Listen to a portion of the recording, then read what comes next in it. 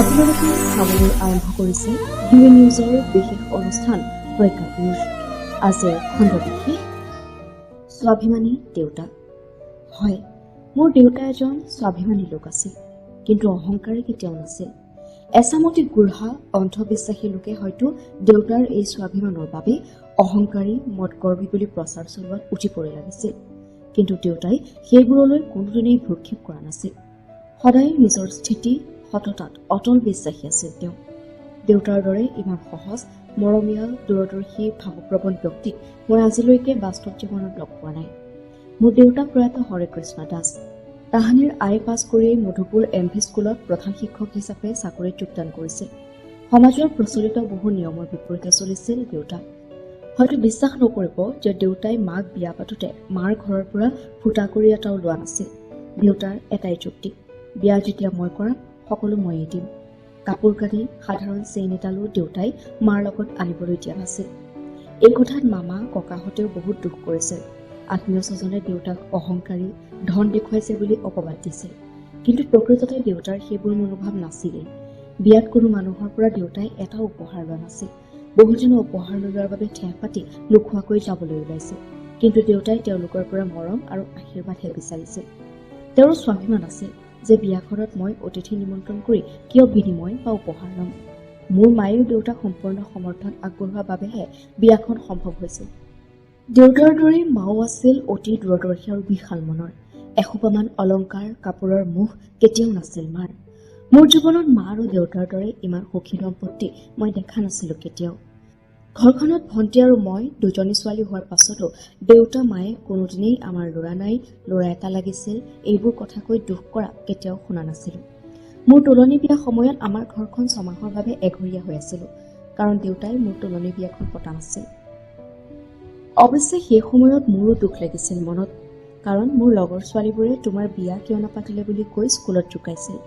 সাদিনীয়া গা ধুৱাই মোৰ পুষ্পিতা পৰ্বৰ সামৰণি মাৰিছিল। দেউতাৰ যে মোৰ তোলনি বিয়াখন পাতিবলৈ ধনৰ অভাৱ আছিল তেনে নহয়। দেউতাৰ মতেই তোলনি বিয়াৰ কোনো অৰ্থ নাই। মোৰ ছোৱালীজনী গাভৰু হৈছে বুলি প্ৰচাৰ কৰাৰ বাদে ইয়াৰ একো অৰ্থ নাই বুলি ভাবিছিল তেওঁ। মই দুখ কৰা দেখি মায়েও দেউতাক তোলনি বিয়াখন পাতিবলৈ কৈছিল যদিও দেউতাই মাক বুজাইছিল যে তোলনি বিয়া নহয়, ছোৱালীজনীৰ জন্মদিনত ভালকৈ মাতি ৰাইজক খুৱাই দিম, কিন্তু মই মোৰ ছোৱালীৰ তোলনি বিয়া নাপাতো। 2-4জন মানুহে মোক বদনাম দিছে, এঘৰীয়া কৰিম কৈছে, কৰক দিয়া, ৰাখে হৰি মাৰে কোনে, ৰাখে হৰি মাৰে কোনে। থাকিম অকলে দিয়া ছমাহ, কিন্তু এই তোলনি বিয়াখন পাতি মই মোৰ ছোৱালীজনী গাভৰু হোৱাৰ প্ৰচাৰ নকৰো। আৰু এই যে দুখীয়া মানুহবোৰে ধাৰ ঋণ কৰি এইবোৰ পাতে, কি ফল পাইছে? 2-3 বছৰলৈকে ধাৰ মাৰি শেষ কৰিব নোৱাৰে। তাতকৈ সেইকেইটা পইচা কিয় ছোৱালীজনীৰ নামত জমা কৰি নথয়?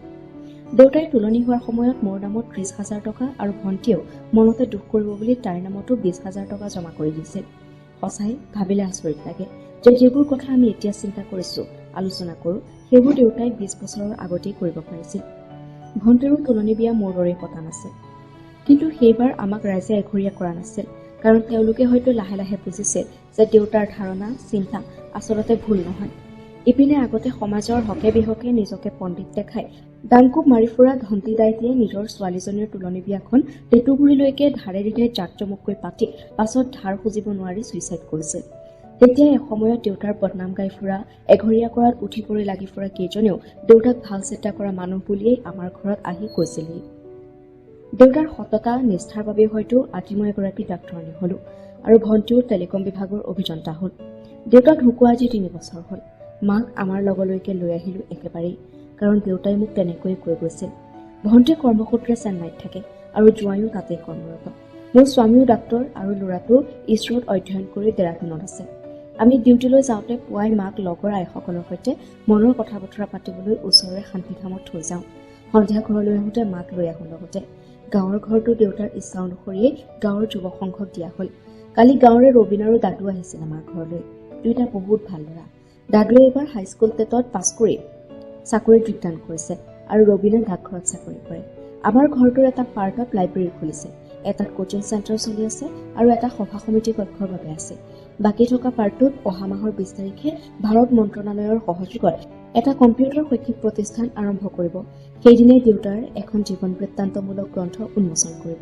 সেইবাবে তেওঁলোকে আমাক নিমন্ত্ৰণ জনোৱাৰ লগতে মোক দেউতাৰ হৈ লেখা এটা দিবলৈ ক'লে। এৰা দেউতাৰ কথাবোৰ ভাবি থাকোঁতেইচোন লিখাৰ সময় পাৰ হৈ গ'ল। সঁচাই দেউতা কেৱল এজন মানুহেই নহয়, তেওঁ নিজে এটা অনুষ্ঠান, এখন সমাজ আছিল।